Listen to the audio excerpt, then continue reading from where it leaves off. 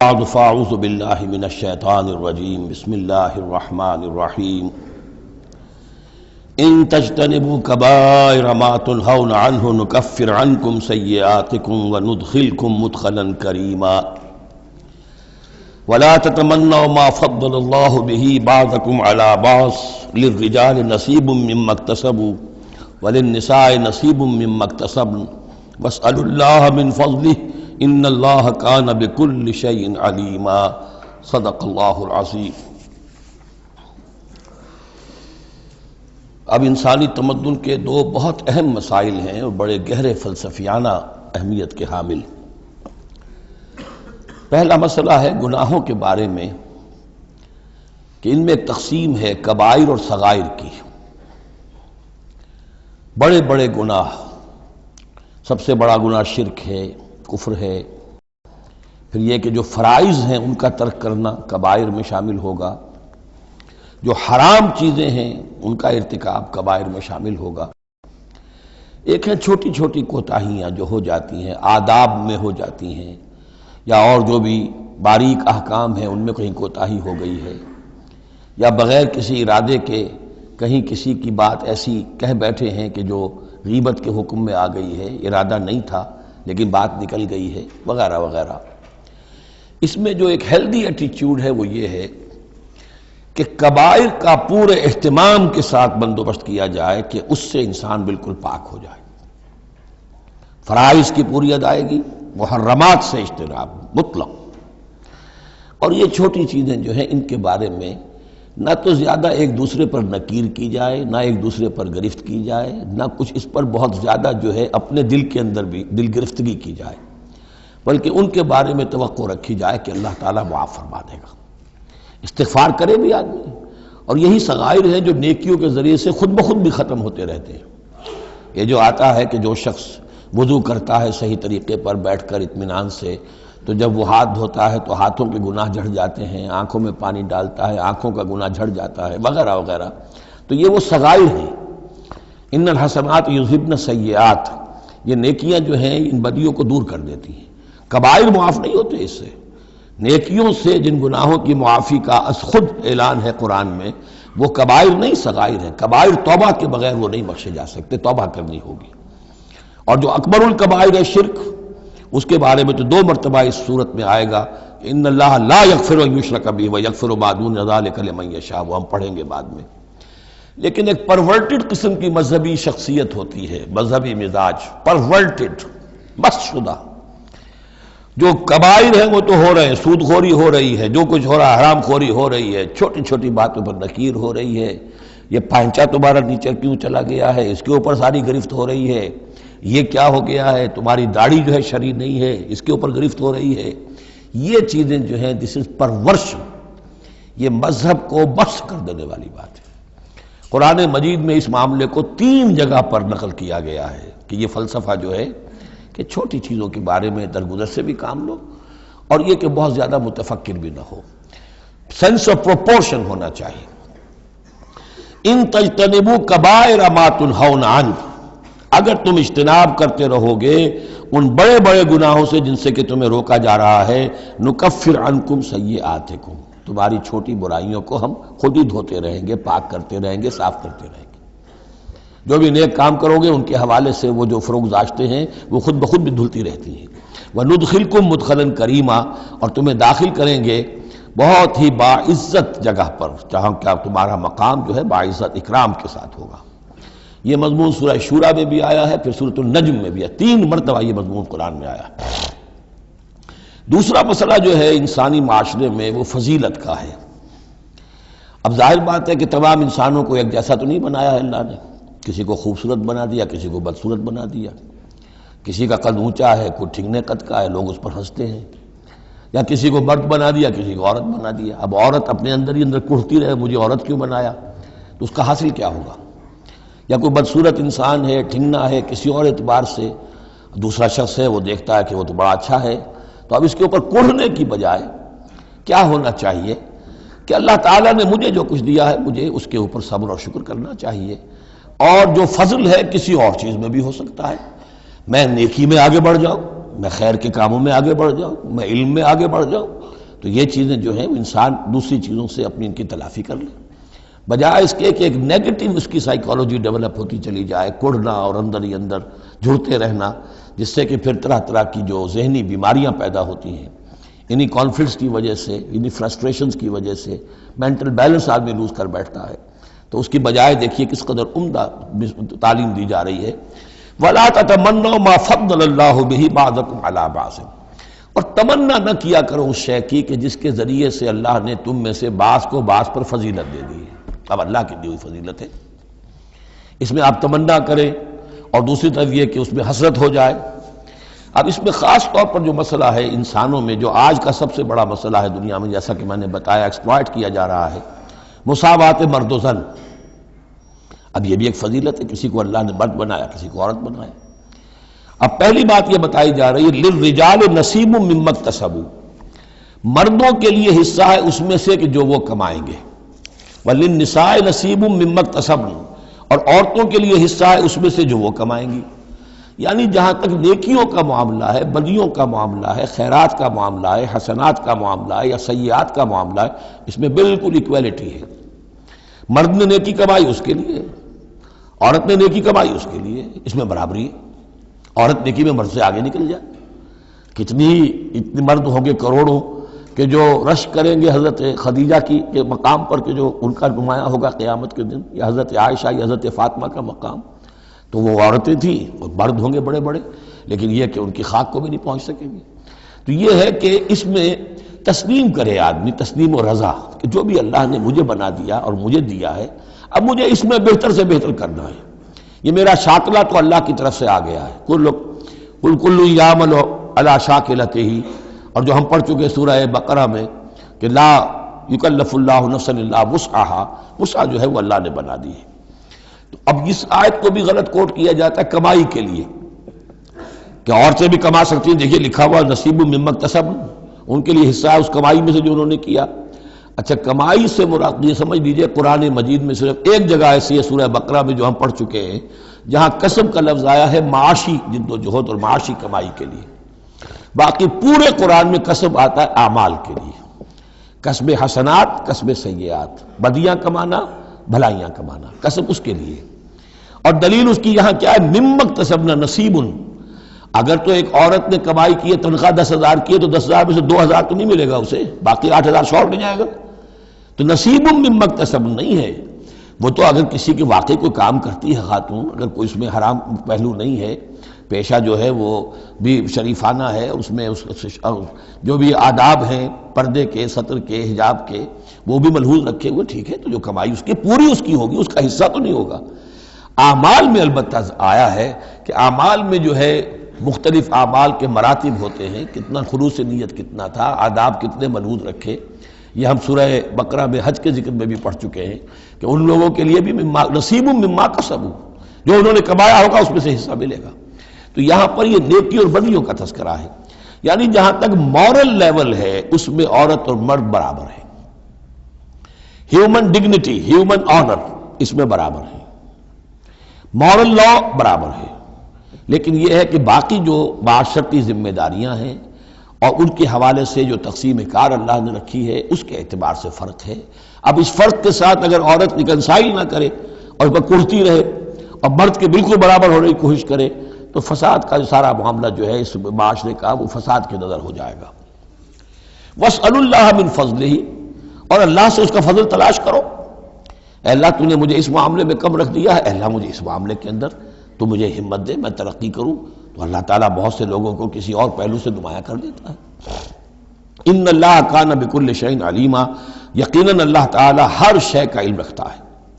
وَلِكُلٍّ جَعَلْنَا مَوَالِيَ مِمَّا تَرَكَ الْوَالِدَانِ وَالْأَقْرَبُونَ، اب آخر میں پھر ایک مرتبہ جو ہے قانون وراثت کی اہمیت کو دیکھیے، اور ہر ایک کے لیے ہم نے مقرر کر دیے ہیں حصے وراثت میں جو بھی چھوڑتے ہیں والدین یا رشتہ دار۔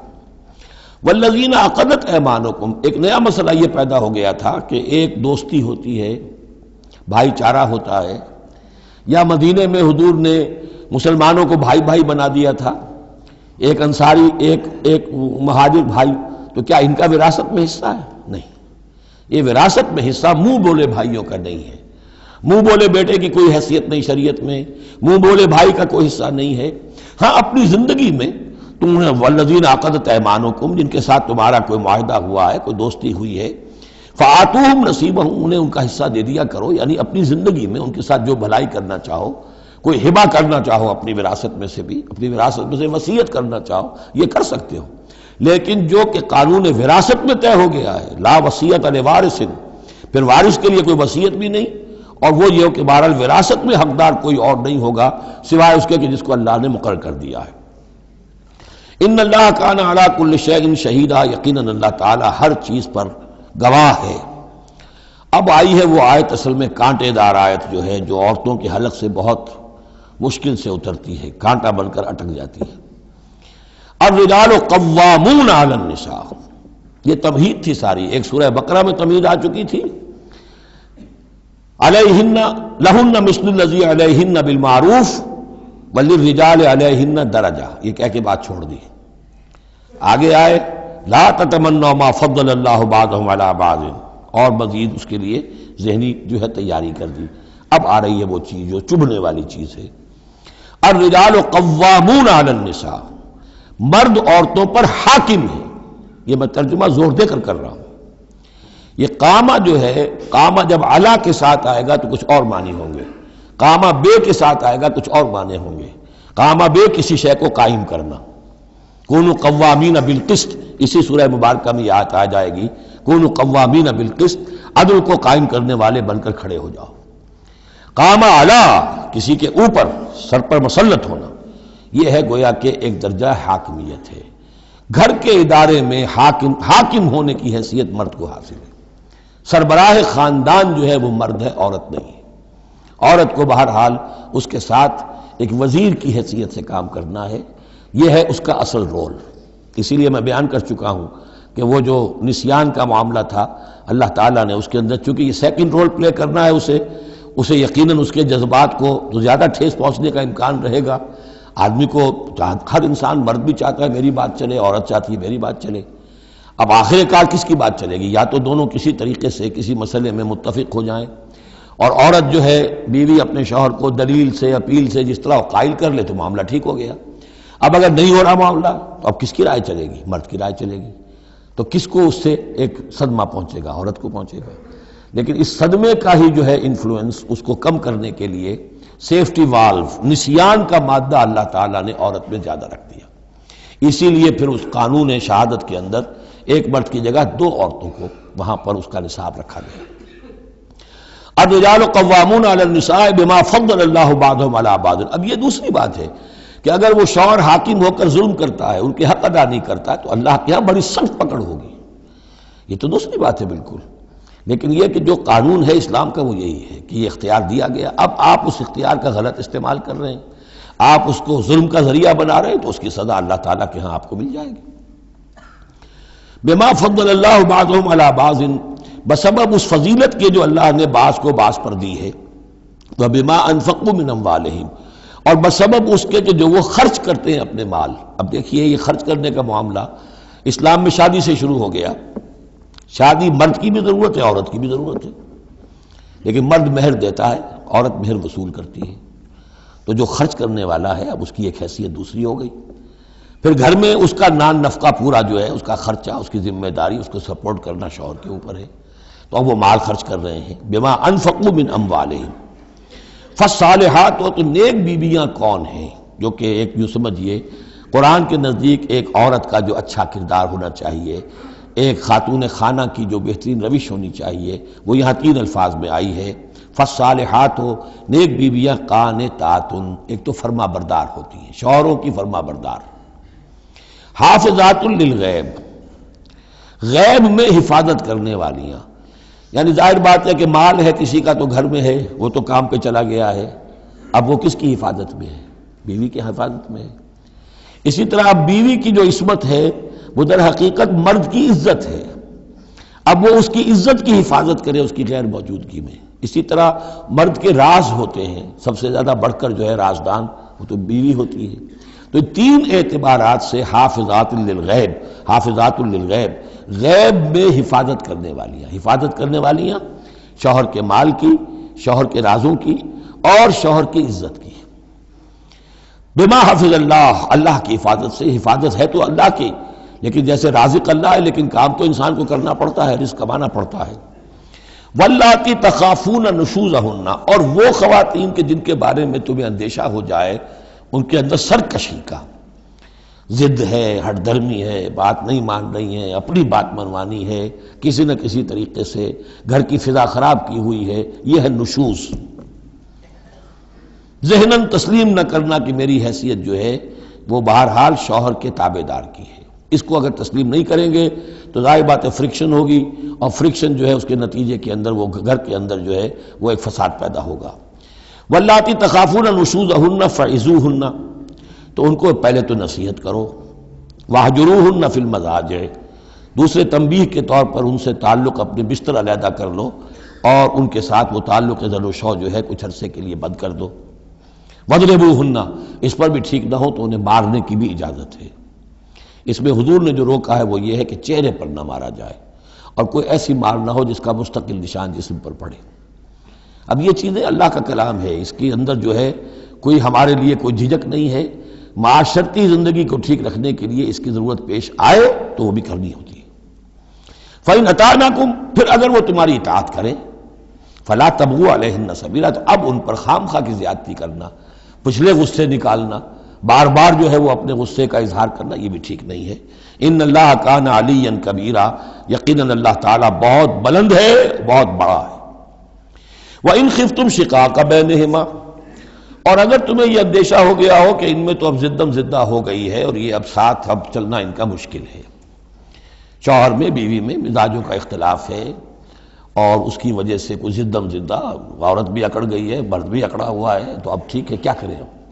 تو اس میں ایک کوشش کرنے کا حکم دیا پہلے، فَبَعْثُوا حَكَمًا مِّنْ أَهْلِهِ وَحَكَمًا مِّنْ أَهْلِهَا، تو ایک حکم مقرر کرو ثالث، لڑکے والوں میں سے، شوہر والوں میں سے، شوہر کے خاندان میں سے، اور ایک حکم جو ہے اس عورت یا لڑکی کے خاندان والوں میں سے۔ ان یریدا اصلاحا، اگر وہ دونوں چاہیں گے اصلاح، یوفق اللہ بینہما، اللہ تعالیٰ ان کے مابین موافقت پیدا کر دے گا۔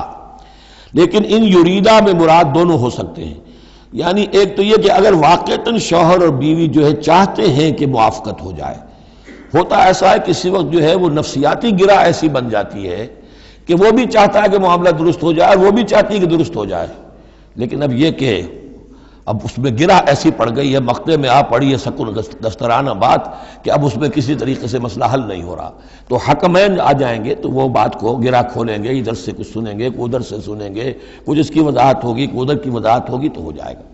اور ایک یہ بھی ہو سکتا ہے کہ اس سے مراد حکمین ہو، کہ اگر حکمین پوری سی کوشش کریں گے تو اللہ تعالیٰ ان کے مابین موافقت پیدا کر سکتا ہے۔ میرا رجحان پہلی رائے کی طرف زیادہ ہے۔ ان اللہ کان علیما خبیرا، یقیناً اللہ تعالیٰ بہت علیم اور خبیر ہے۔ اب جیسا کہ اس سے پہلے بھی سورہ بقرہ میں بھی جو اہل کتاب کے ساتھ بنی اسرائیل کے ساتھ میثاق لیا گیا تھا، تو اس میں جو چیزیں آئی تھیں وہ یوں سمجھیے امہات شریعہ، دین کی بنیادیں کیا تھیں۔ ہم نے معاہدہ لیا تھا اللہ کے ساتھ شرک نہیں کرو گے، والدین کے ساتھ نیک احسان کرو گے، قرابت داروں کے ساتھ وغیرہ وغیرہ۔ اب یہ دوسرا مقام آ رہا ہے کہ شریعت کے اندر کیا چیزوں ہیں جو اہم تر ہیں، جن کو سامنے رکھنا چاہیے معاشرتی سطح پر۔ سب سے پہلی بات وَاعْبُدُوا اللَّهَ وَلَا تُشْرِكُوا بِهِ شَيْئًا، پہلا حق اللہ کا ہے، اللہ کی بندگی اور پرستش کرو، اس کے ساتھ کسی کو شریک نہ ٹھہراؤ۔ نمبر 2 وَبِالْوَالِدَيْنِ احسانا، یہ 4 مقامات قرآن میں ہیں جہاں اللہ کے حق کے فوراً بعد والدین کے حق کا تذکرہ ہے۔ والدین کے ساتھ حسن سلوک، یہ بھی ہمارے ہاں کے خاندانی نظام کے لیے بہت اہم بنیاد ہے کہ والدین کے ساتھ ان کا ادب ہو، ان کی خدمت ہو، ان کے ساتھ حسن سلوک ہو، ان کے سامنے آواز پست رکھی جائے۔ بڑی تفصیل سے سورہ بنی اسرائیل میں یہ بات آئے گی، لیکن یہ کہ یہ ہمارے معاشرے میں خاندان کے استحکام کی یہ بھی ایک بہت اہم بنیاد ہے۔ وَبِذِي الْقُرْبَىٰ، قرابت داروں کے ساتھ، وَالْيَتَامَىٰ وَالْمَسَاكِينِ، اور یتیموں کے ساتھ اور مسکینوں کے ساتھ، وَالْجَارِ ذِي الْقُرْبَىٰ، اور وہ ہمسایہ جو قرابت دار بھی ہو۔ پہلے عام طور پر محلے ایسے ہی ہوتے تھے، ایک ہی قبیلہ ایک جگہ رہ رہا ہے، رشتہ داری بھی ہے، ہمسائے بھی ہے۔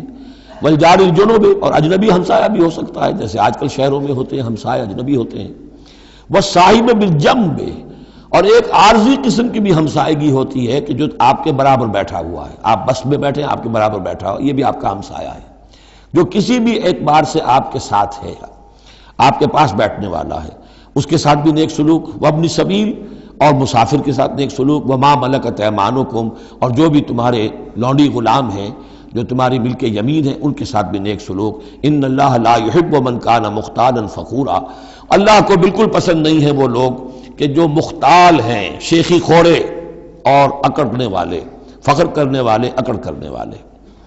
الذین یبخلون ویامرون الناس بالبخل، جن میں یہ شیخی خوری ہوتی ہے، اکڑ ہوتی ہے، پھر وہ بخیل بھی ہوتے ہیں، اس لیے کہ عام طور پر تو انہیں اپنا جو تکبر ہوتا ہے وہ دولت کے برابر ہوتا ہے، انہیں معلوم ہے ہمارے پاس دولت ہے، تو ظاہر بات ہے دولت اگر وہ خرچ کر دیں گے اور دولت جو ہے نہیں رہے گی تو عزت نہیں رہے گی۔ جو کہ بخل کرتے ہیں وہ یامرون الناس بالبخل، اور لوگوں کو بھی نیکی بخل کا حکم دیتے ہیں، کیونکہ جب لوگ دیکھتے ہیں کہ یہ لوگ ذرا خرچے کے اندر کمی کرتے ہیں تو انہیں اندیشہ ہوتا ہے کہ یہ ہمیں ملامت کریں گے، تم بڑے بخیل ہو، تو اس سے پہلے ہی کیوں نہ کہو بابا یہ اس طرح نہ کیا کرو، تم خام کا پیسے اڑاتے ہو، کچھ نہ کچھ بچا کے رکھا کرو اور وقت پہ کام آئے گا، تو بجائے اس کے کہ آپ کو کوئی ڈیفنس لینا پڑے پہلے ہی آفنس لیجئے۔ تو یامرون الناس بالبخل، وہ لوگوں کو بھی بخلی کا مشورہ دیتے ہیں کہ عقل کے ناخن لو۔ وَيَكْتُمُونَ مَا آتَاهُمُ اللَّهُ مِنْ فَضْلِهِ، اور وہ چھپاتے ہیں اس کو جو اللہ نے انہیں اپنے فضل میں سے دیا ہے۔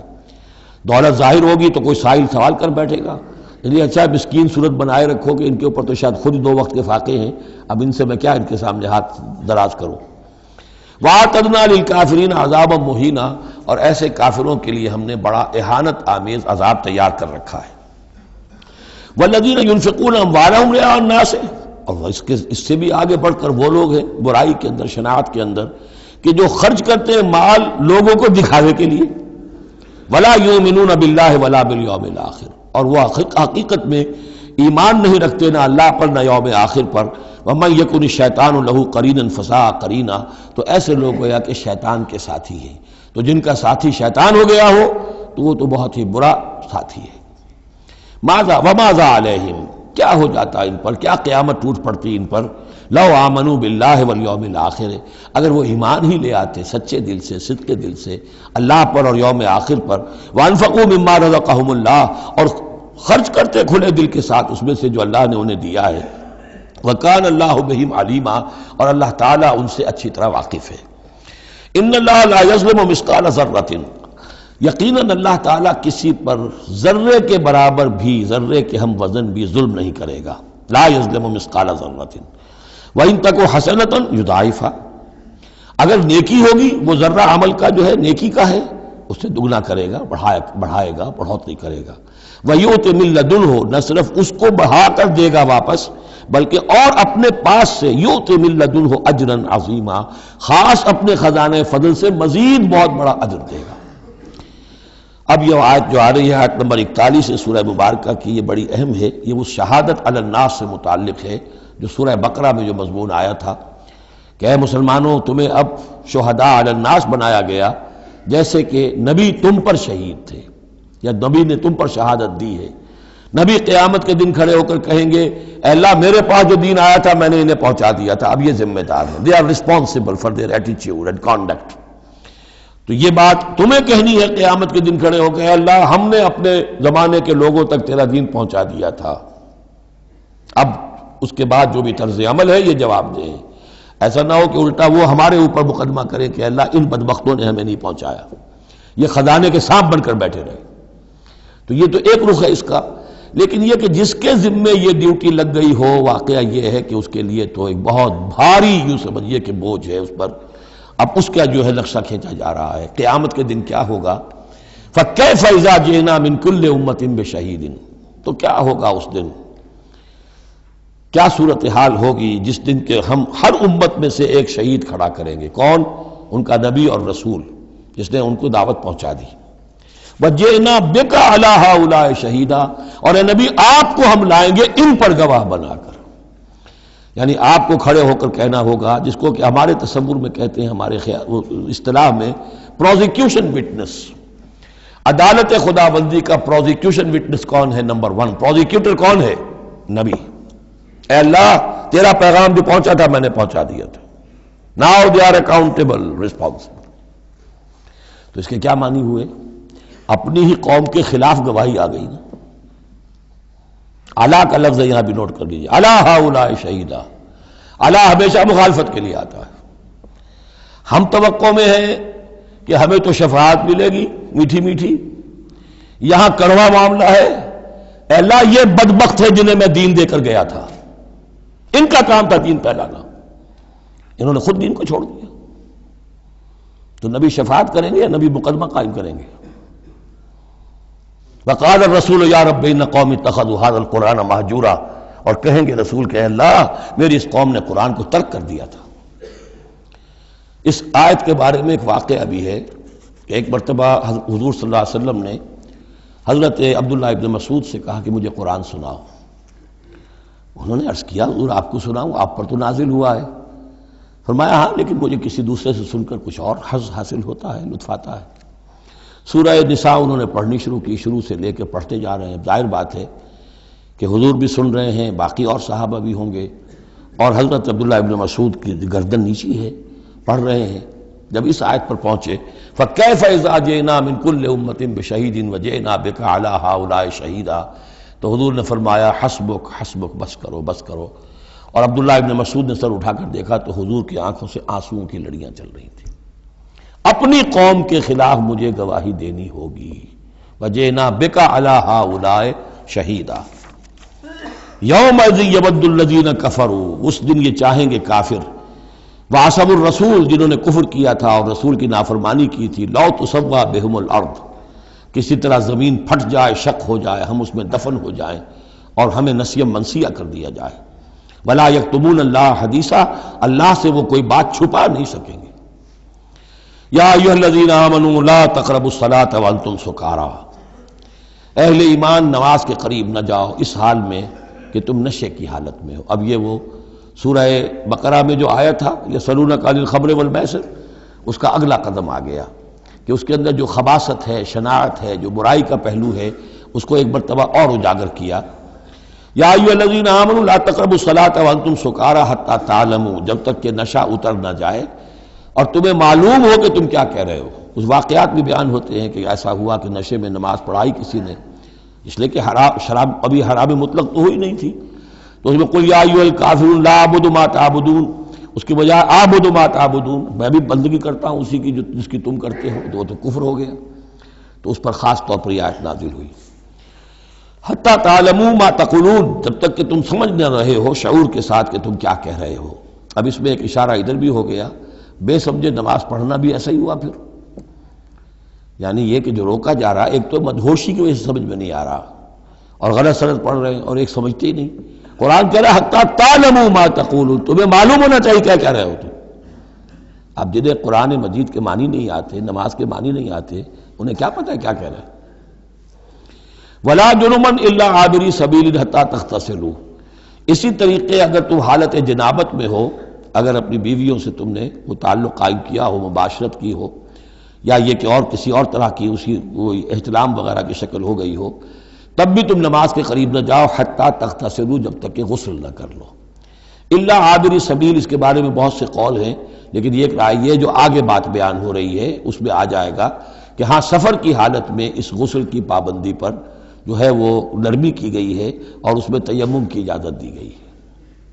وَإِن كُنتُم مَرْضَىٰ، اور اگر تم ہو بیمار، أَوْ عَلَىٰ سَفَرٍ، آدمی مریض ہے، نہانے میں اندیشہ ہے، بخار بہت تیز ہے یا کچھ اور ہے معاملہ ہے، أَوْ عَلَىٰ سَفَرٍ، یہ سفر میں ہے، أَوْ جَاءَ أَحَدٌ مِّنكُم مِّنَ الْغَائِطِ، یا یہ کہ تم میں سے کوئی جو ہے قضائے حاجت کے بعد آیا ہے، أَوْ لَامَسْتُمُ النِّسَاءَ، یا تم نے عورتوں کے ساتھ مباشرت کی ہے، فَلَمْ تَجِدُوا مَاءً، اور تم پانی نہ پاؤ، یعنی یہ تمام صورتیں کہ جس میں غسل واجب ہے یا یہ کہ وضو واجب ہے، تو ان دو صورتوں میں سے اگر بیماری راستے میں حائل ہے، سفر میں ہونے کی وجہ سے پانی نہیں ہے، یا کوئی اور وجہ ایسی ہے کہ پانی ہے دستیاب نہیں ہے، فَتَيَمَّمُوا صَعِيدًا طَيِّبًا، تو تیمم کر لیا کرو۔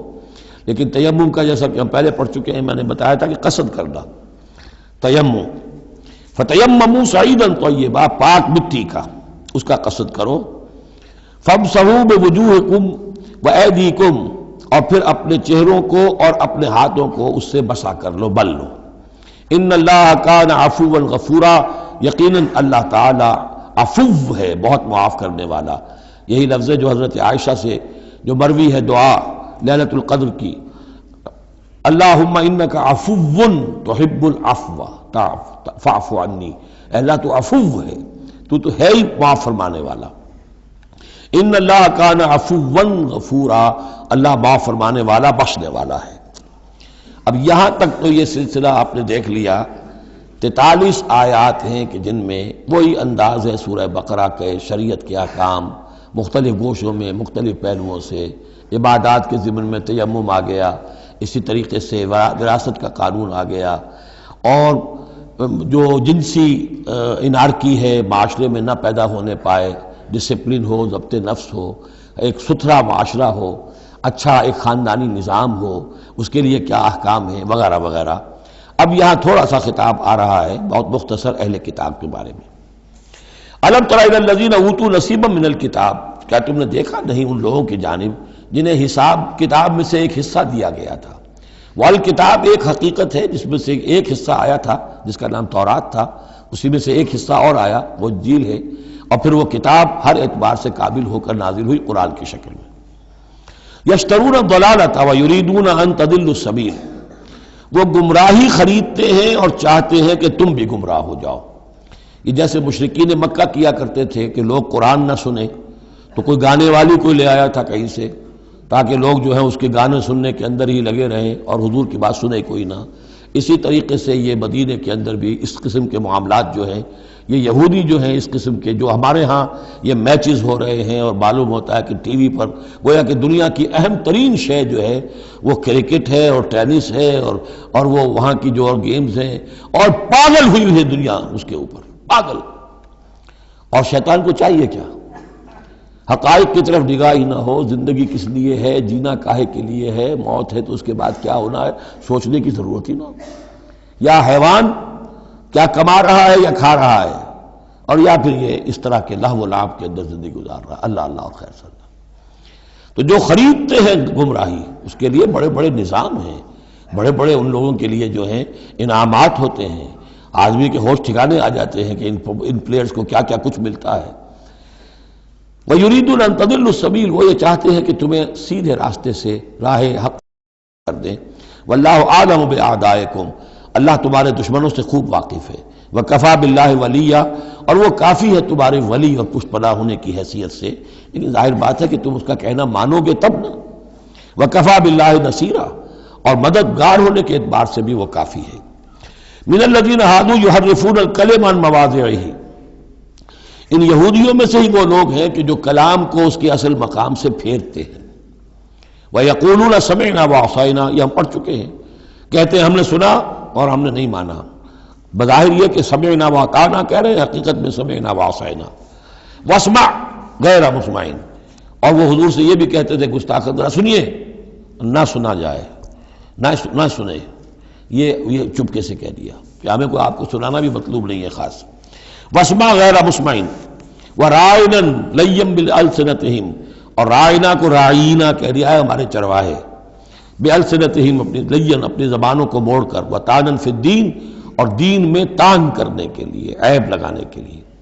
وَلَوْ أَنَّهُمْ قَالُوا، اگر وہ یہ کہتے سمعنا وَأَطَعْنَا، ہم نے سنا اور مانا، وَاسْمَعْ وَانظُرْنَا، اور آپ ہماری بھی بات ذرا سن لیجئے اور ذرا ہمیں مہلت دیجئے، لَكَانَ خَيْرًا لَهُمْ وَأَقْوَمَ، یہ ان کے لیے کہیں بہتر ہوتا اور بہت درست اور سیدھی بات ہوتی۔ وَلَكِنْ لَعَنَهُمُ اللَّهُ بِكُفْرِهِمْ، لیکن اللہ نے تو ان کے کفر کی وجہ سے ان پر لعنت کر دی ہے۔ فَلَا يُؤْمِنُونَ إِلَّا قَلِيلًا، تو اب وہ ایمان لانے والے نہیں ہیں مگر شاذ کوئی۔ یا ایھا الذین اوتوا الکتاب آمنوا بما نزلنا مصدقا لما معکم، اب یہاں پر اس لعنت و ملامت کے ساتھ ہی وہ دعوت بھی ہے۔ یہاں پہ جو چیزیں ملی ہوئی ہیں جیسے کہ ہم نے دیکھا سورہ بقرہ اور آل عمران میں وہ علیحدہ علیحدہ مقامات تھے۔ اے وہ لوگوں جنہیں کتاب دی گئی تھی، اوتوا الکتاب آمنوا بما نزلنا، ایمان لاؤ اس پر کہ جو ہم نے نازل کیا ہے، مصدقا لما معکم، اس جو کہ تصدیق کرتے ہوئے آیا ہے اس کی جو تمہارے پاس ہے۔ من قبل ان نطمس وجوہا، اس سے پہلے کہ ہم چہروں کو مٹا دیں۔ اس کا مطلب کیا ہے کہ چہروں پر جو نشان ہیں، کوئی ایک ہاتھ پھرے کہ کوئی نشان باقی نہ، اسپاٹ ہو جائے۔ فنردها علی ادبارها، اور پھر ان کو ان کی پیٹھوں کی طرف موڑ دیں، چہرہ پیچھے اور گدی سامنے. جیسے کہ اصحاب سبت کے ساتھ ان کو بندر بنا دیا یا انہیں خنزیر کی شکل بنا دی. تو فرمایا او نلعنہم کما لعنا اصحاب السبت، یا ہم ان پر وہ لعنت کر دیں جو اصحاب سبت پر ہم نے کی تھی. یہ تفصیل آئے گی سورہ اعراف میں، لیکن واقعہ اجمالاً جو ہے سورہ بقرہ میں آ چکا ہے. وَكَانَ أَمْرُ اللَّهِ مَفْعُولًا، تو اس سے پہلے تم ایمان لے آؤ، ورنہ اللہ کا معاملہ جو ہے وہ تو ہو کر رہنا ہے. ان اللہ لا یغفر ان یشرک بہ، پہلی مرتبہ بھی آیت یہاں آ گئی. یقیناً اللہ اسے ہرگز نہیں بخشے گا کہ اس کے ساتھ شرک کیا جائے. وَيَغْفِرُ مَا دُونَ ذَلِكَ لِمَن یشاء، ہاں اس سے کم تر جو کچھ ہوگا جس کے لیے چاہے گا بخش دے گا. یہ بھی کھلا لائسنس نہیں ہے کہ آپ سمجھے باقی سب گناہ معاف ہو ہی جائیں گے، لیکن اس کی امید دلائی ہے کہ اللہ تعالیٰ باقی تمام گناہوں کے بغیر توبہ کے بھی معاف کرنے کا ایک امکان دے رہا ہے، لیکن یہ شرک جو ہے اس کے معاف ہونے کا کوئی امکان نہیں. وَمَن يُشْرِكْ بِاللَّهِ فَقَدِ افْتَرَىٰ اسْمًا عَظِيمًا، اور جو اللہ تعالیٰ کے ساتھ شرک کرتا ہے اس نے تو بہت بڑا طوفان باندھا ہے. اللہ تو ایک اللہ ہے، اس کے ساتھ جس کا بھی آپ تذکرہ کرتے ہیں جھوٹ ہے، افتراء ہے، بہتان ہے، اور اس کے سوا کچھ نہیں. أَلَمْ تَرَ إِلَى الَّذِينَ يُزَكُّونَ أَنفُسَهُم، کیا تم نے دیکھا نہیں ان لوگوں کو جو اپنے آپ کو بہت اعلیٰ سمجھتے ہیں، پاک سمجھتے ہیں. یہ وہی جو فلسفہ میں بیان کر چکا ہوں کہ یہ یہودی سمجھتے ہیں کہ we are the chosen people of the lord. Surah Maidah میں آ جائے گا نحن ابناء اللہ واحباؤہ، ہم تو اللہ کے بیٹوں کی طرح ہیں، بلکہ اس کے بہت ہی چہیتے ہیں، لاڈلے ہیں. اور دوسرے جو ہے گوئمز اور جینٹائلز، یہ تو دیکھنے میں انسان نظر آتے ہیں، حقیقت میں حیوان ہیں، گندے لوگ ہیں. ان کو تو جس طرح کھاؤ، لوٹو، گسوٹو، ان کو جس طریقے سے دھوکہ دو، ان کو بائی ہوک بائی کروک جو بھی ان سے استحصال ہو، جس طرح بھی کر سکو کرو. ان کے بارے میں تو لیس علینا فی الامیین سبیل، ان کے بارے میں ہم پر کوئی گرفت ہے ہی نہیں، ہم سے کوئی محاسبہ ہوگا ہی نہیں. جیسے ہرن ہے، پھر رہا ہے، آپ نے شکار کیا، کھا لیا، کون پوچھے گا آپ سے. اسی طرح یہ انسان نما حیوان ہے، جو چاہو کرو ان کے ساتھ. بل اللہ یزکی من یشاء، یہ تو اللہ تعالیٰ ہی پاک کرتا ہے جس کو چاہتا ہے. ولا یظلمون فتیلا، یہ تمہارے کہنے سے تم پاک نہیں ہو جاؤ گے، اونچے نہیں ہو جاؤ گے، اعلیٰ عرفہ نہیں ہو جاؤ گے. ہاں کہ ظلم نہیں کیا جائے گا ان پر کچھ بھی، فتیل کے برابر بھی. دھاگا، فتیل اصل میں کہتے ہیں کہ جو آپ نے دیکھا ہوگا آج کل تو کھجوریں کھاتے ہیں تو کھجور کی گٹھلی کے ساتھ ایک چھوٹا سا دھاگا لگا ہوتا ہے کہ جس سے بقیہ کھجور کے ساتھ اس کا تعلق ہوتا ہے، وہ گٹھلی کی ناف کے ساتھ سمجھ لیجئے، وہ فتیل ہے. اب ظاہر بات ہے کہ اس زمانے میں جو چھوٹی سی چھوٹی چیزیں لوگوں کے مشاہدے میں آتی تھیں تو کسی چیز کے چھوٹے ہونے کے لیے مثال وہیں سے دی جا سکتی تھی. انظر کیف یفترون علی اللہ الکذب، دیکھو کیسے یہ لوگ اللہ پر جھوٹ باندھ رہے ہیں. وکفی بہ اسما مبینا، اور یہی گناہ کافی ہے، یعنی ان کی گرفت کے لیے اور ان کے عذاب دینے کے لیے یہی ایک بات کافی ہے جو انہوں نے گھڑ لی ہے. الم تر الی الذین اوتوا نصیبا من الکتاب، کیا تم نے دیکھا نہیں ان لوگوں کو جنہیں کتاب میں سے ایک حصہ دیا گیا تھا. یؤمنون بالجبت والطاغوت وَيَقُولُونَ لِلَّذِينَ كَفَرُوا هَؤُلَاءِ أَهْدَىٰ مِنَ الَّذِينَ آمَنُوا سَبِيلًا، وہ ایمان لاتے ہیں بتوں پر اور شیطان پر، طاغوت پر، اور کہتے ہیں ان لوگوں کے سے کہ جنہوں نے کفر کیا، یعنی مشرکین، هَؤُلَاءِ أَهْدَىٰ مِنَ الَّذِينَ آمَنُوا، ان اہل ایمان سے تو یہ زیادہ ہدایت پر ہے. اہدیٰ سبیلا، یہ لوگ زیادہ راستے پر برحق ہیں. یہ ہوتا ہے ضد زدہ میں. اب ظاہر بات ہے انہیں معلوم تھا کہ محمد اور ان کے ساتھی صلی اللہ علیہ وسلم ورضی اللہ عنہم وہ کن کن چیزوں میں ان سے مشابہ تھے. توحید ہے، ایمان بالآخرہ ہے، موسیٰ کے ماننے والے ہیں، تورات کے ماننے والے. لیکن جب ضدم زدہ آتی ہے تو کہتے ہیں یہ مشرک بھی بہتر ہے ان مسلمانوں سے، تو ان کا دین بہتر ہے. یہ تو گویا کہ بالکل ہی کسی حیثیت ان کی ہے ہی نہیں. اور اس میں ظاہر بات ہے کچھ کہہ بیٹھتے ہوں گے ہاں جی آخر آپ کے بتوں میں بھی کچھ نہ کچھ تو ہے نا، لیکن یہ کہ یہ مسلمانوں کے پاس تو کچھ بھی نہیں، یہ تو سرے سے خالی.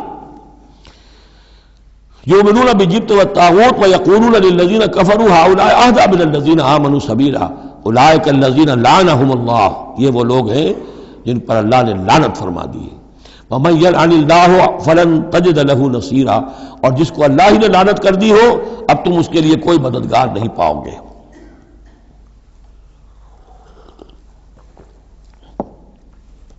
ام لہم نصیب من الملک، کیا ان کا کوئی حصہ ہے اختیار میں، بادشاہت میں؟ یعنی جو تقسیم کر لی ہے کہ یہ سب کچھ ہمارے لیے ہے، باقی انسان جو ہیں وہ گوئمز ہیں، جنٹائلز ہیں، یہ کس اختیار سے کیا؟ ان کے پاس اختیار ہے یہ انسانوں میں یہ تقسیم اور تفریق؟ ام لہم نصیب من الملک، بادشاہی جو ہے، مالک الملک اللہ ہے، کیا انہوں نے کوئی اختیار ان کو اس سے ملا ہوا ہے ان کے پاس؟ فَإِذَا لَا يُؤْتُونَ النَّاسَ نَقِيرًا، اگر ایسا کہیں ہوتا تو یہ کسی ایک انسان کو تل کے برابر بھی کوئی شے دینے کو تیار نہ ہوتے اگر ان کا اختیار ہوتا۔ ام یحسدون الناس علی ما آتاہم اللہ من فضلہ، کیا یہ حسد کر رہے ہیں لوگوں سے اس پر کہ جو اللہ تعالیٰ نے انہیں اپنے فضل میں سے عطا کر دیا ہے؟ قرآن عطا کر دیا امیین میں، آخری نبی بھیج دیا امیین میں جنہیں حقیر سمجھتے تھے، اب اس پر حسد ہے، اس کی آگ میں جل رہے ہیں۔ ام یحسدون الناس علی ما آتاہم اللہ من فضلہ فقد آتینا آل ابراہیم الکتاب والحکمت وآتیناہم ملکا عظیما، تو ہم نے آل ابراہیم کی نسل کو عطا فرمائی کتاب بھی، حکمت بھی، اور انہیں بہت بڑی حکومتیں بھی دی۔ یعنی تمہیں بھی اگر ملی تھی تو ابراہیم کی نسل ہونے کے ناطے سے ملی تھی، کتاب ملی، تورات ملی، انجیل ملی، تو یہ جو دوسری نسل ہے یہ بھی تو اسی ابراہیم کی نسل ہے۔ وآتینا آل ابراہیم الکتاب والحکمت، ہاں بنی اسرائیل کو کتاب علیحدہ ملی، حکمت علیحدہ ملی، تورات علیحدہ تھی، انجیل علیحدہ تھی، اور یہاں کتاب اور حکمت ایک ہی جگہ پر قرآن میں اللہ نے جمع کر دی ہے بتمام و کمال، اور ایک ہی جگہ پر جمع۔ وآتیناہم ملکا عظیما، تو جیسے ان کو ملک عظیم دیا تھا اب ہم ان مسلمانوں کو اس سے بڑا ملک دیں گے۔ یہ سورہ نور میں مضمون آئے گا، لَيَسْتَخْلِفَنَّهُمْ فِي الْأَرْضِ كَمَا اسْتَخْلَفَ الَّذِينَ مِنْ قَبْلِهِمْ، ہم لازماً ان اہل ایمان کو دنیا میں وہ حکومت اور خلافت عطا کریں گے جیسے پہلوں کو عطا کی تھی۔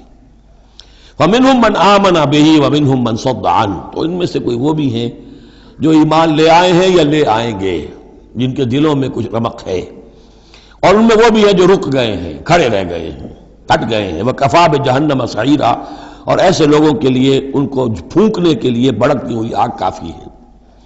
ان الذین کفروا بآیاتنا سوف نصلیہم نارا، یقیناً وہ لوگ جو ہماری آیات کا کفر کریں گے ایک وقت آئے گا کہ ہم نصلیہم نارا، انہیں آگ میں جھونک دیں گے۔ کلما نضجت جلودہم بدلناہم جلودا غیرہا، جب بھی اور جیسے بھی ان کی کھالیں، جلدیں جھلس جائیں گی، جل جائیں گی، ہم انہیں نئی کھالیں دے دیں گے، نئی جلدیں دے دیں گے، لِيَذُوقُوا الْعَذَابَ، تاکہ وہ عذاب کا مزہ چکھتے رہیں۔ اب یہ بھی ایک بہت بڑی میڈیکل حقیقت ہے کہ جو اصل حس ہے پین کی وہ کھال ہی میں ہے، اندر جو ہے چاہے وہ ہمارے مسلز ہیں وہ ان کے اندر جلن کی ہوگی لیکن احساس نہیں ہوگا اس کا۔ اصل جو ہے احساس جلن کا، چٹکی ہے، کوئی اور تکلیف ہے، کانٹا چبھا ہے، اور یہ ساری چیزیں جو بھی ہیں اس کا سارا احساس جو ہے سینسیٹیو جو ہے وہ سکن ہے۔ تو سکن چونکہ ان کے لیے تکلیف کا موجب ہو رہی ہے، سکن جل گئی، اب انہیں نئی سکن دی جائے گی، بدلناہم جلودا غیرہا، اس کے سوا اور کھال دے دی جائے گی تاکہ وہ سوزش مسلسل رہے، وہ جلن کا احساس برقرار رہے، اس میں کمی نہ ہو، لِيَذُوقُوا الْعَذَابَ، تاکہ وہ عذاب کا مزہ چکھتے رہیں۔ ان اللہ کان عزیزا حکیما، یقیناً اللہ تعالیٰ زبردست ہے، کمال حکمت والا۔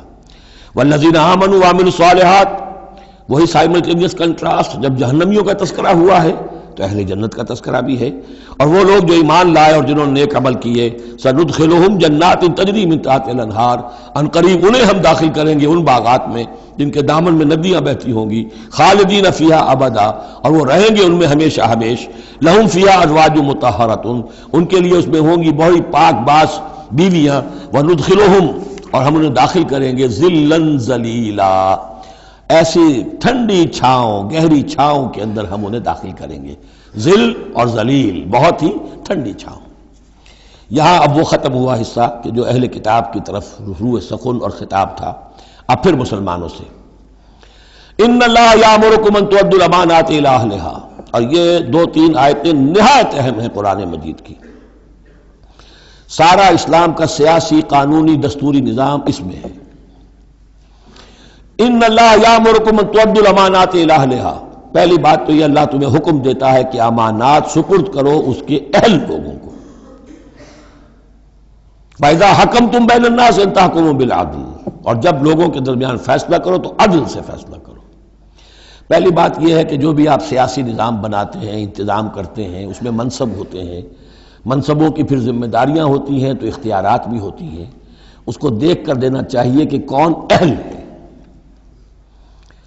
یہ کہ برادری کی وجہ سے، رشتہ داری کی وجہ سے، کسی کی دولت کی وجہ سے، کسی کے دھونس کی وجہ سے اگر آپ نے کیا تو خیانت کی ہے، پھر یہ امانت ہے۔ اس امانت کا استعمال صحیح ہونا چاہیے۔ عام معنی میں بھی امانت، جو بھی امانت کسی نے رکھوائی ہے اسے واپس لوٹانی ہے، لیکن یہاں یہ وہ معاشرتی زندگی اور جو بھی ایک اجتماعی زندگی کے جو اہم اصولوں کی حیثیت سے بات آ رہی ہے کہ ان تؤدوا الامانات الی اہلھا، جو بھی اہل ہیں اس کی استطاعت اور اہلیت رکھنے والے۔ نمبر 2 جوڈیشری، وَإِذَا حَكَمْتُمْ بَيْنَ النَّاسِ أَن تَحْكُمُوا بِالْعَدْلِ۔ پہلی چیز ہے سیاسی نظام، کس کو امیر بناؤ، امیر المومنین بناؤ، کس کے لیے تم ہیڈ آف دی اسٹیٹ بناؤ، کیا کرو، وہ تو جو بھی نظام ہوگا پہلے تو یہ کہ وہ اہلیت کی بنیاد پر ہو۔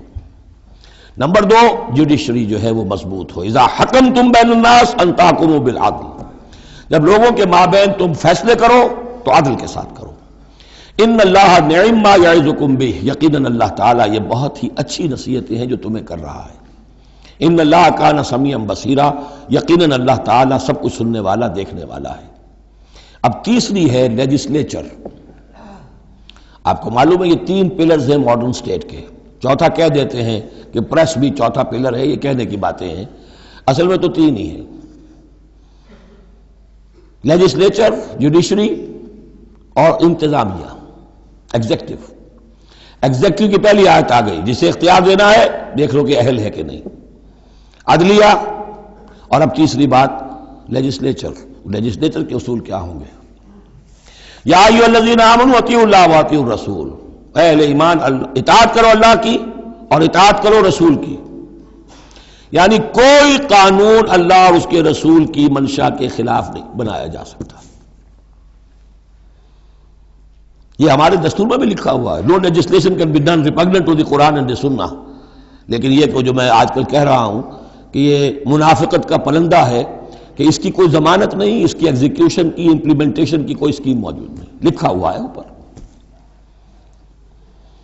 اطیعوا اللہ واطیعوا الرسول، اللہ کے احکام اور رسول کے احکام، یہ 2 مستقل سورسز آف لا ہیں، مستقل سورسز آف لا۔ منکرین سنت کی یہاں نفی ہوتی ہے۔ وَأُولِي الْأَمْرِ مِنْكُمْ، اور اپنے میں سے اولو الامر کی بھی اطاعت کرو۔ لیکن یہاں جو عجیب بات ہے وہ یہ ہے کہ 3 کی اطاعت آئی، اللہ کی، رسول کی، اولی الامر کی، 2 کے لیے اطیعوا، تیسرے کے لیے نہیں ہے۔ یا تو یہ بھی ہو سکتا تھا کہ اطیعوا ایک مرتبہ آ جاتا اور تینوں کو کور کر جاتا، یا ایھا الذین آمنوا اطیعوا اللہ والرسول واولی الامر منکم، تینوں برابر ہو جاتے۔ یا اطیعوا تیسری مرتبہ بھی آتا، یا ایھا الذین آمنوا اطیعوا اللہ واطیعوا الرسول واطیعوا اولی الامر منکم، نہیں، 2 کے ساتھ ہے، تیسرے کے ساتھ نہیں۔ اولو الامر جو ہو ایک شرط واضح ہو گئی، تم میں سے ہونے چاہیے، مسلمان ہو۔ غیر مسلم کی حکومت کو ضمن ریکنسائل کرنا اللہ سے بغاوت ہے، ریکنسائل کرنا۔ اولو الامر منکم، مسلمان تو ہونا کم سے کم۔ البتہ یہ کہ ان کی اطاعت مستقل نہیں، دائم نہیں، انکنڈیشنل نہیں۔ اللہ کی اطاعت مطلق، absolute, unconditional, without any limits. رسول کی اطاعت absolute, unconditional, without any limit. لیکن اولو الامر کی اطاعت ہوگی اللہ اور اس کے رسول کی اطاعت کے تابع۔ جو حکم لائے اسے بتانا ہوگا میں کتاب و سنت سے کیسے اس کا استنباط کر رہا ہوں، وہ اسے ثابت کرنا ہوگا کہ یہ کتاب و سنت کے خلاف نہیں ہے، کم سے کم یہ ثابت کرنا ہوگا۔ یہ ہے فرق۔ اسی پر لیجسلیشن ہو سکتی ہے جدید، جتنی بھی مشینری ہے لیجسلیٹو، وہ کانگریس ہو، وہ پارلیمنٹ ہو، مجلس ملی ہو، قانون سازی کرے۔ ہاں ریپگننٹ to the Quran and the سنہ نہیں ہو سکتی، بات ختم ہو۔ فَإِن تَنَازَعْتُمْ فِي شَيْءٍ، پھر اگر تمہارا کسی معاملے میں جھگڑا ہو جائے، اولو الامر کہتا ہے میں تو اسے اسلام کے تقاضا صحیح سمجھتا ہوں، آپ سمجھتے ہیں نہیں تم غلط کہہ رہے ہو، کہاں جائیں اب؟ فَرُدُّوهُ إِلَى اللَّهِ وَالرَّسُولِ، لوٹا دو اسے اللہ اور رسول کی طرف۔ یعنی اب یہ کہ جو بھی اپنی بات ثابت کرنا چاہتا ہے اسے اللہ اور اس کے رسول سے دلیل لانی پڑے گی، میری پسند، میرا خیال، میرا نظریہ نہیں، اللہ اور اس کے رسول کے۔ اور اس میں یہ بات ماننی پڑے گی کہ ابھی یہاں ایک خلا ہے، وہ خلا یہ ہے کہ یہ فیصلہ کون کرے گا کہ اس کی رائے صحیح ہے یا اس کی رائے صحیح ہے۔ یہ ہے اصل میں آج کی ریاست میں آ کر وہ خلا پر ہو چکا ہے، یہ جوڈیشری کا کام ہے۔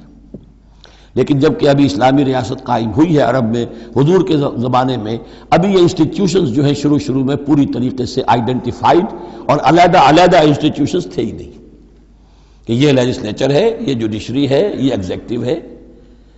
حضرت ابوبکر کے زمانے میں تو کوئی قاضی تھے ہی نہیں، حضرت عمر نے پہلے شعبہ قضا شروع کیا ہے، تو رفتہ انسٹیٹیوشن ڈیولپ ہوئے ہیں۔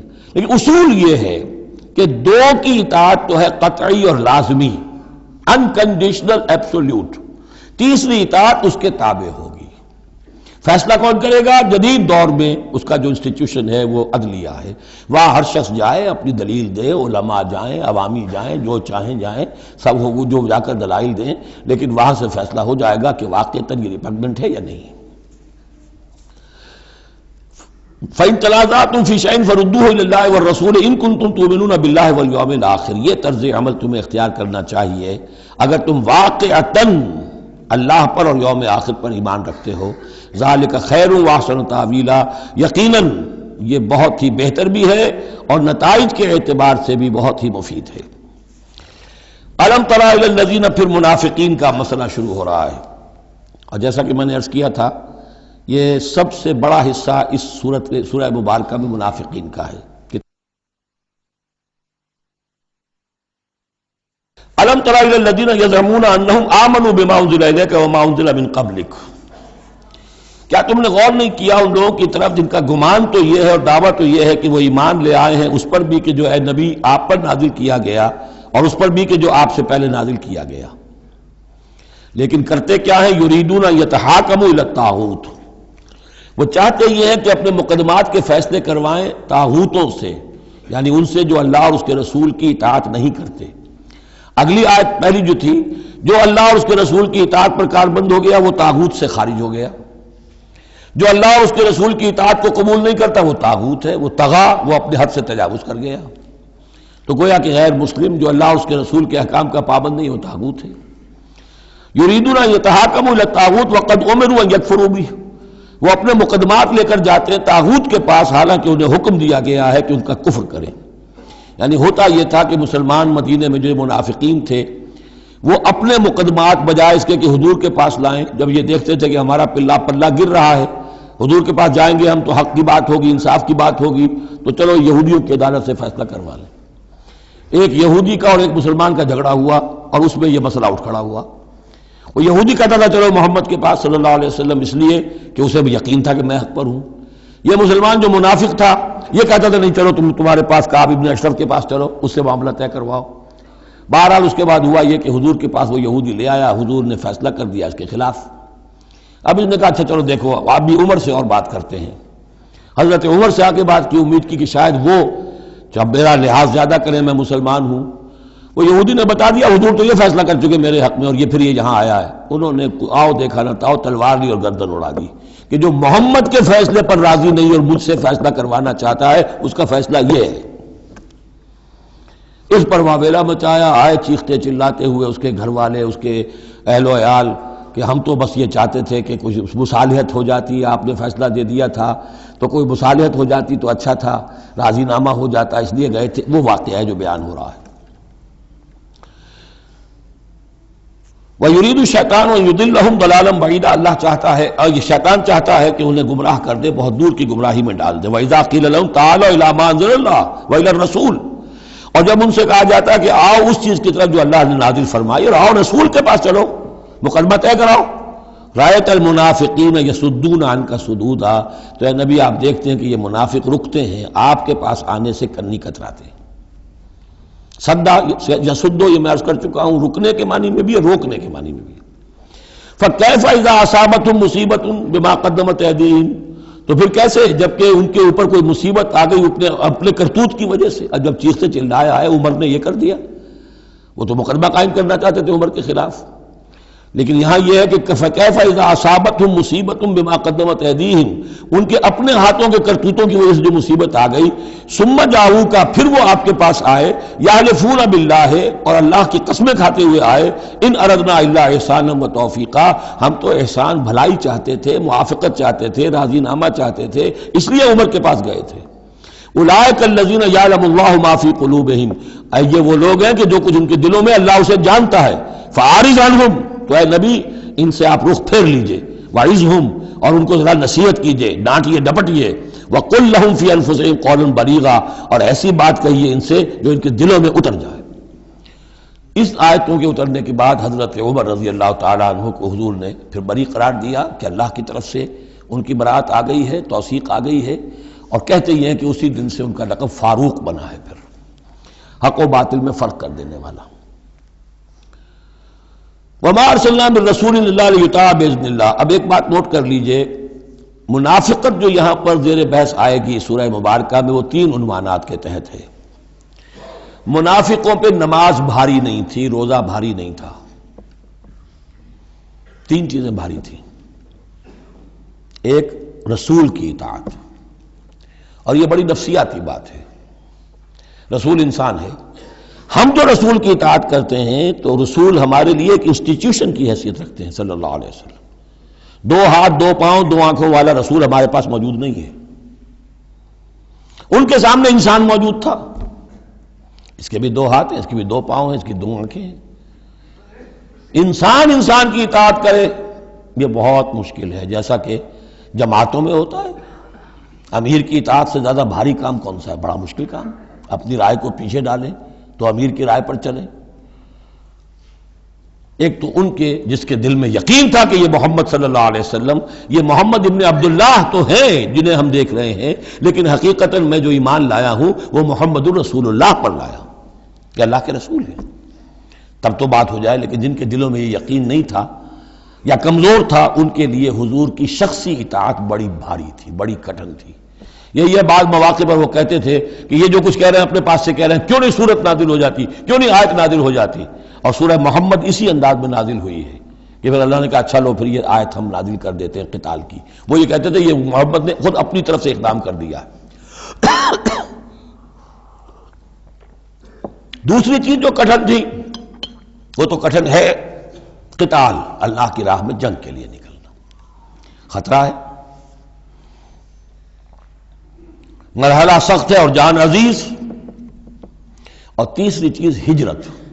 اب ہجرت میں منافقین مدینہ نہیں، منافق جو اور تھے گردا گرد کے اور مکے میں جو تھے، ان کا ذکر آئے گا اب آگے۔ گھر بار چھوڑ کر، خاندان والوں کو چھوڑ کر نکل جانا آسان کام نہیں۔ اب سب سے پہلے اطاعت رسول، اس کی کیا اہمیت ہے۔ وما ارسلنا من رسول الا لیطاع باذن اللہ، تو ہم نے نہیں بھیجا کسی رسول کو مگر اس لیے کہ اس کی اطاعت کی جائے اللہ کے حکم سے۔ وَلَوْ أَنَّهُمْ إِذ ظَّلَمُوا أَنفُسَهُمْ، اور اگر انہوں نے جب اپنے اوپر ظلم کیا تھا، انفسہم جاؤ کا، اگر وہ آتے اے نبی آپ کے پاس، فاستغفروا اللہ، اور اللہ سے بھی استغفار کرتے، واستغفر لهم الرسول، اور رسول بھی ان کے لیے استغفار کرتے اللہ سے، وجدوا اللہ توابا رحیما، تو وہ پاتے کہ اللہ تعالیٰ تو توبہ کا قبول فرمانے والا اور رحیم ہے۔ فلا وربک لا یؤمنون، تو نہیں تیرے رب کی قسم یہ ہرگز مومن نہیں ہو سکتے، حتی یحکموک فیما شجر بینہم، جب تک کہ یہ آپ کو حکم نہ مانے ان تمام معاملات میں جو ان کے مابین پیدا ہو جائیں۔